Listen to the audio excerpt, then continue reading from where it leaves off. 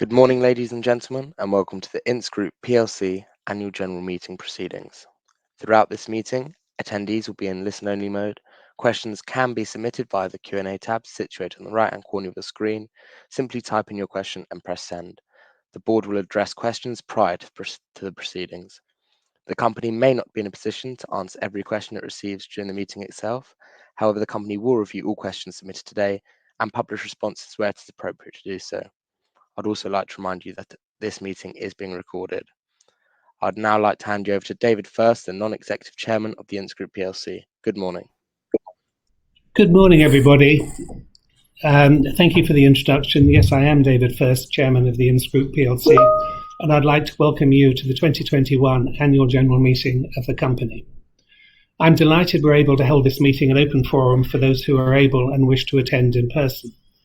I'm also pleased that we have facilities in place for shareholders to listen in and submit questions to the directors online through Investor Meet Company. My fellow directors and I will try and answer as many of these questions as possible during the course of the meeting.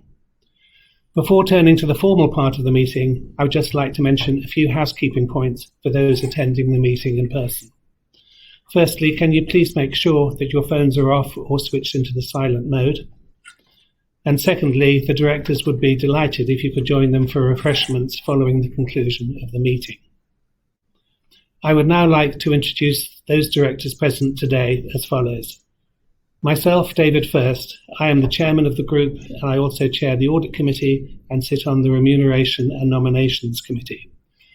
Adrian Biles, our chief executive, Simon Oakes, our chief financial officer, Simon Howard, non-executive director and chairman of our remuneration and nomination committees, and Simon also sits on the audit committee. Carol Ashton, non-executive director, who joined our board during the year, and Lawrence Milstead, non-executive director, who also joined the board during the year. This year's AGM heralds some significant changes to our board and the composition of our committees. Carol and Lawrence, having been appointed by the board during the year, are retiring as required by the company's articles and seeking shareholder approval at this meeting to their election as directors. I will be standing down as chair and director of the company, and Simon Howard will be taking my place as chair. Subject to shareholders approving the appointments, Lawrence will take over from me as chair of the audit committee and will join the remuneration and nomination committee. And Carol will become chair of the remuneration committee and will also join the audit and nominations committees. I'm sure you will all agree that the considerable strength and expertise of Lawrence and Carol will be of great advantage to the group in these roles. The agenda for our meeting today is as follows. We will begin by taking some questions from shareholders. Then we will attend to the formal business of the meeting as set out in the Notice of Annual General Meeting dated 3rd of September 2021. And once we have concluded the formal business, Simon Howard, as incoming chair, will say a few words. Those of you in attendance are welcome to stay after the business of the meeting when it concludes to speak to the directors informally over refreshments. To commence with your permission, ladies and gentlemen, I should like to deal with questions from shareholders before we move on to the formal business of the meeting. I have some questions which have been submitted before the meeting, but before I put these to the directors, can I please ask if we have any questions from the floor?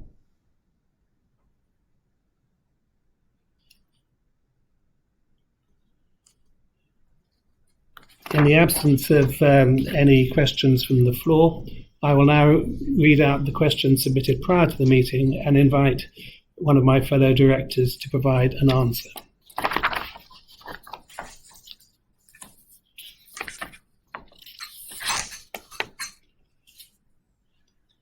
Firstly, could you please forecast what you expect to be the cash flow produced by the business this year and the following 2 years? Simon.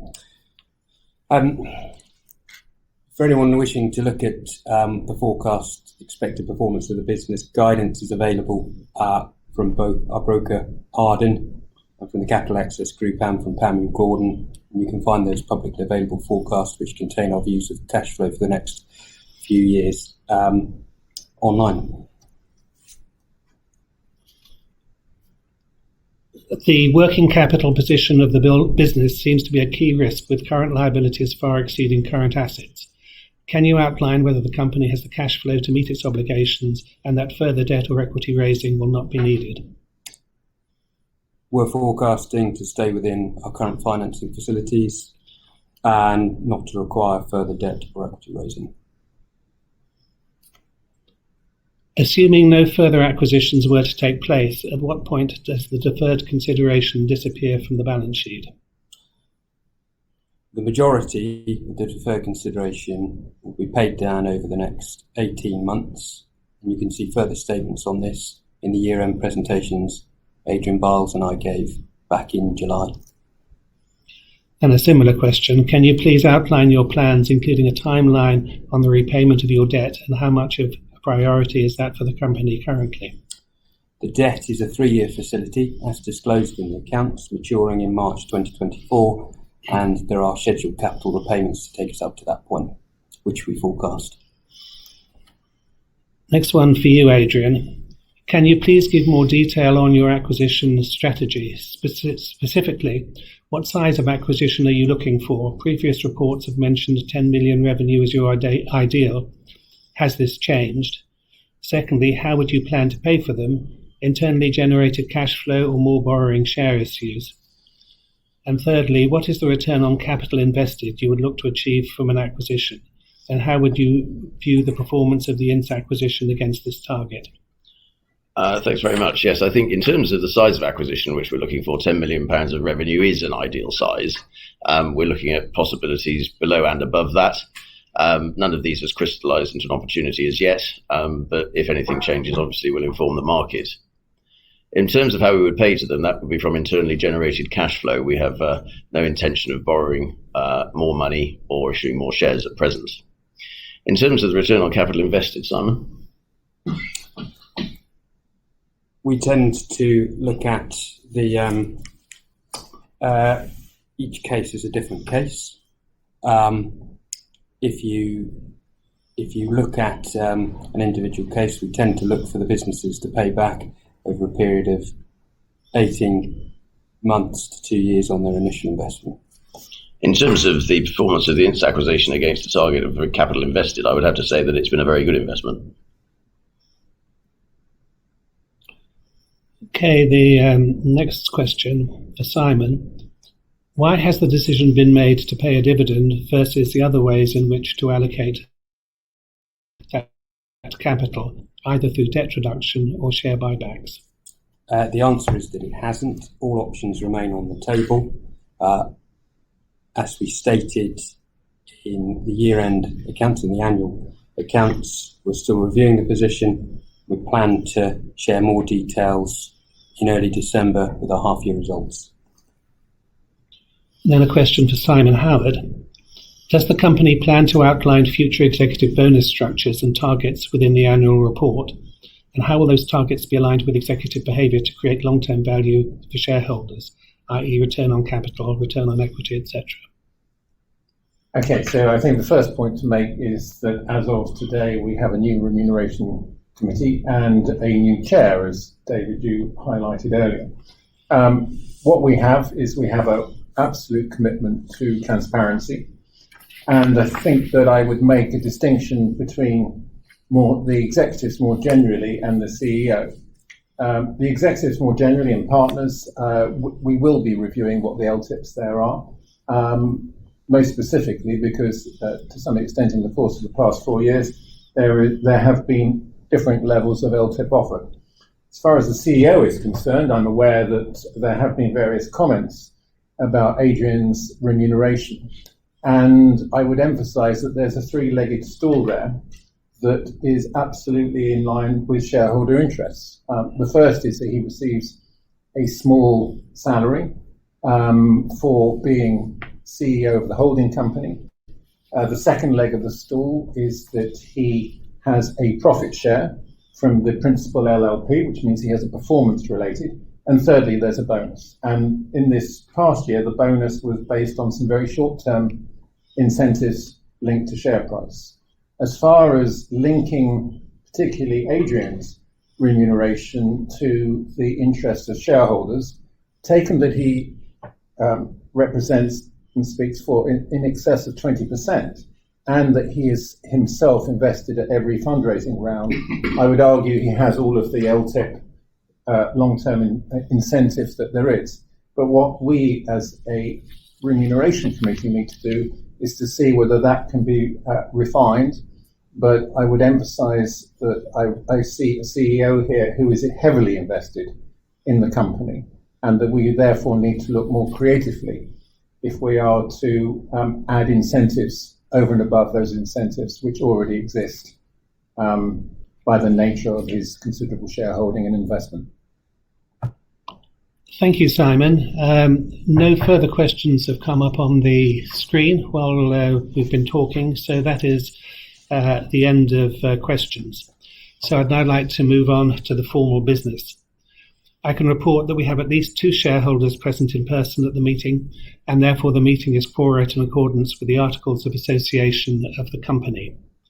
As it's after 11 o'clock and we have a quorum present, I can confirm that the meeting has commenced.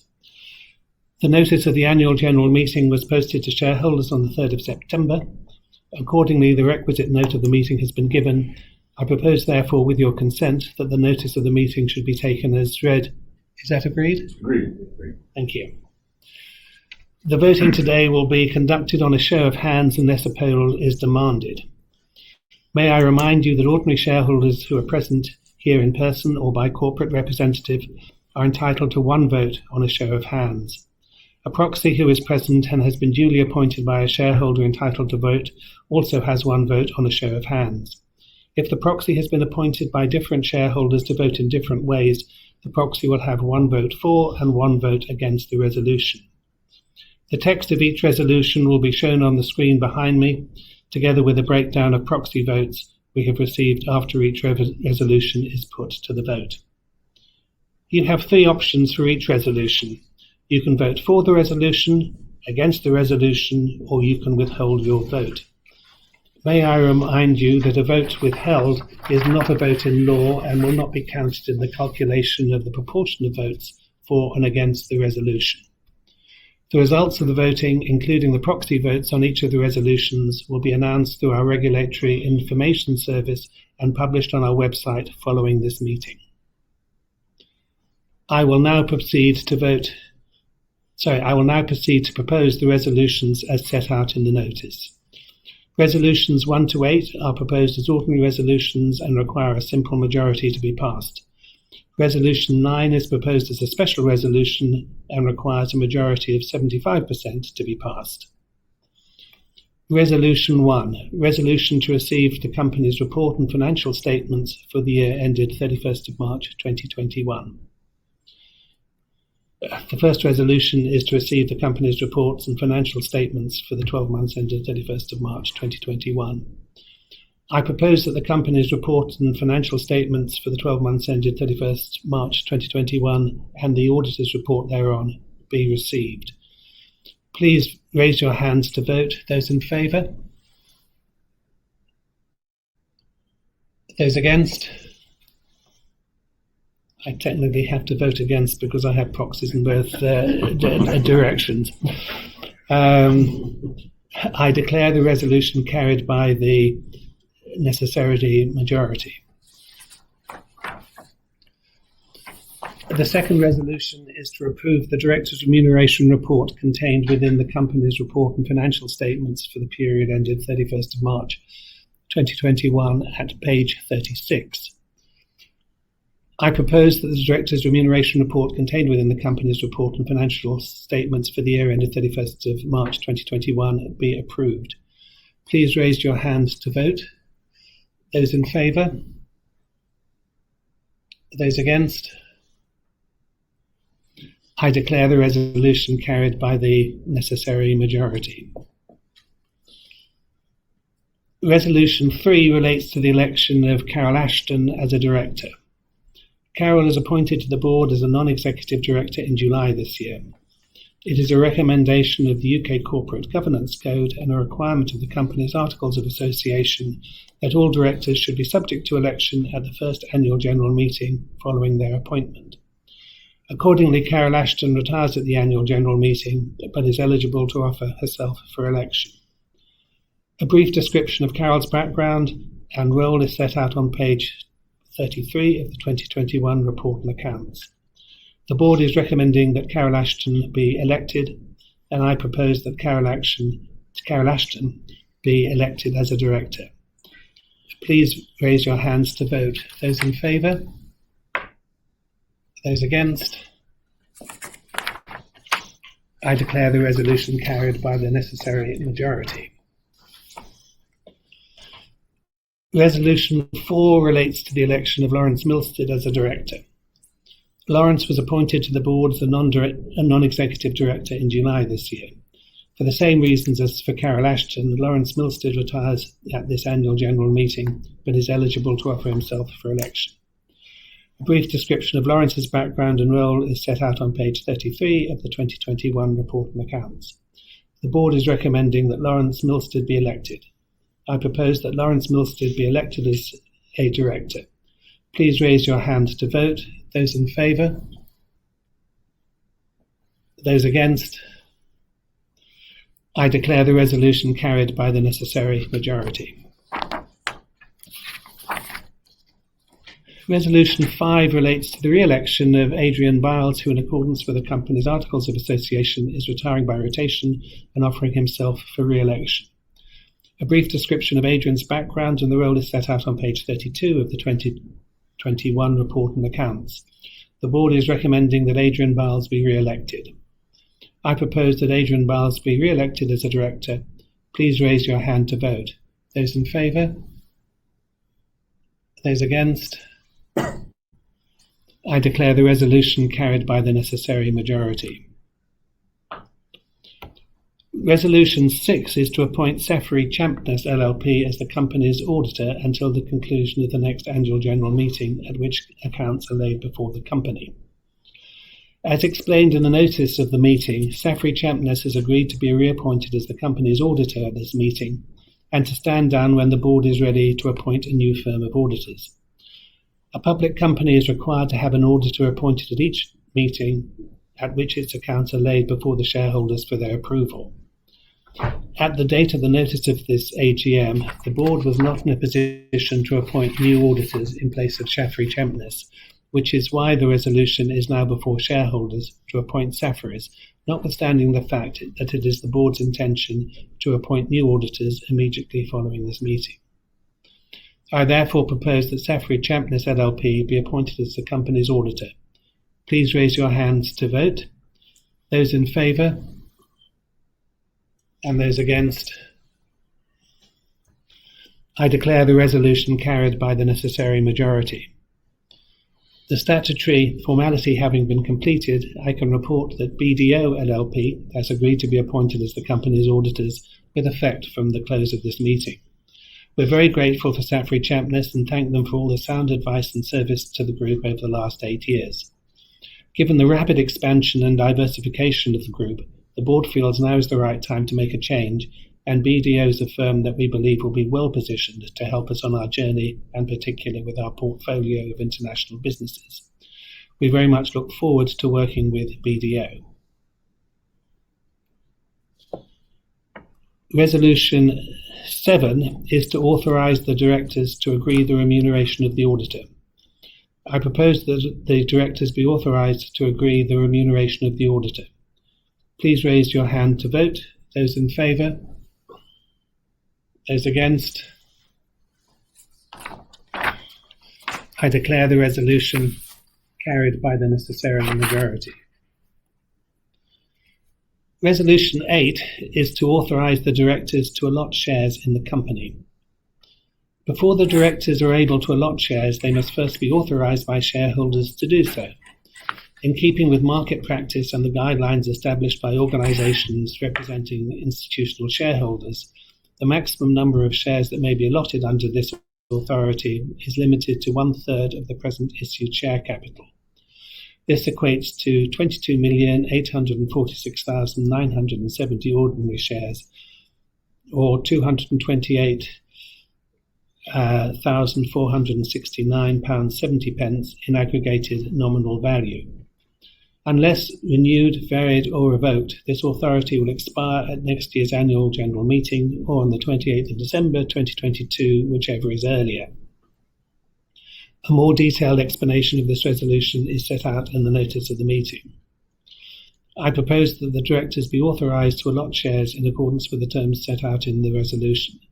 Please raise your hand to vote. Those in favour? Those against? I declare the resolution carried by the necessary majority. Resolution 9 is a resolution to disapply statutory preemption rights. Resolution 9 is proposed to give the directors authority to allot shares for cash without first offering them to existing shareholders in proportion to their existing holdings of shares. In keeping with market practice and institutional investor guidelines, the number of shares to which this proposed authority relates is limited to 5% of the current issued share capital, which equates to 3,427,045 ordinary shares, or an aggregated nominal value of £34,270.45. Unless renewed, varied or revoked, this authority will expire at next year's annual general meeting or on the 28th of December 2022, whichever is earlier. A more detailed explanation of this resolution is set out in the notice of the meeting. I propose that the directors be authorised to disapply the statutory preemption provisions in accordance with this resolution. As this is a special resolution, a 75% majority will be required. Please raise your hands to vote. Those in favour? Those against? I declare the resolution carried by the necessary majority. That concludes the formal business of the meeting. The results of the meeting will be announced to the markets through our regulatory information service and posted on our website as soon as practical after this meeting. I would like to finish by thanking all of the shareholders who have taken the time to attend in person today or to listen on time. As this is my last AGM as Chair and Director, I would just like to say a few short words. 8.5 years ago, Gordon Dad's, a traditional small Mayfair firm, asked me to advise them following an approach they had received from Adrian and his father John to become involved with the group. Gordon Dad's were excellent lawyers, but at that time were struggling commercially. Their turnover was less than £3 million. After some discussions, Adrian and John became involved and acquisitions followed. The group became listed on AIM in 2017 and Ince was acquired at the end of the following year. It's been an exciting journey, albeit with a few bumps along the way. It's been satisfying to see the group transform itself into a 100 million multidisciplinary international organisation. I wish the group and you, its shareholders, every success for the future. I'd now like to hand over to Simon Howard as our incoming chairperson to say a few words. Well, I'd like to start by thanking you, David. You and I have been colleagues for 4 years, and we've had shared a few of those bumps along the way. And I have to say that your knowledge and experience, particularly the fact, I never thought I'd have a colleague who was the previous president of the Institute of Chartered Accountants, but there is no doubt that we have drawn on that knowledge and experience in the time that we have worked together. And as you say, you know, the group has developed considerably in that time that you've been involved with it. I very much look forward to read the AGM script. But apart from that, I think that this is something where it is the start of a new era for Ince Group. When we started the recruitment exercise that David and I led for 2 new NEDs, I don't think we could have expected to have recruited a former International HR Director of DLA Piper and former International CFO of Freshfields. And their experience and knowledge has already shown, you know, the value that they are bringing and will bring to the company. As David has just said, there's a new auditor. The corporate team has been strengthened by BDO and indeed in the recent past by Investec as our lenders. We're in a market, the legal market, that continues to consolidate, And our strength internationally means that we'll be able to capitalise on that consolidation. We'll focus on innovating in our traditional markets, as well as exploring opportunities to broaden our professional service offering, not least through potential acquisitions of teams, legal firms, and complementary businesses. As far as current activity is concerned, we're pleased to report that so far in the first half of this financial year, we have continued to build on the momentum from last year and have begun FY22 in line with the board's expectations.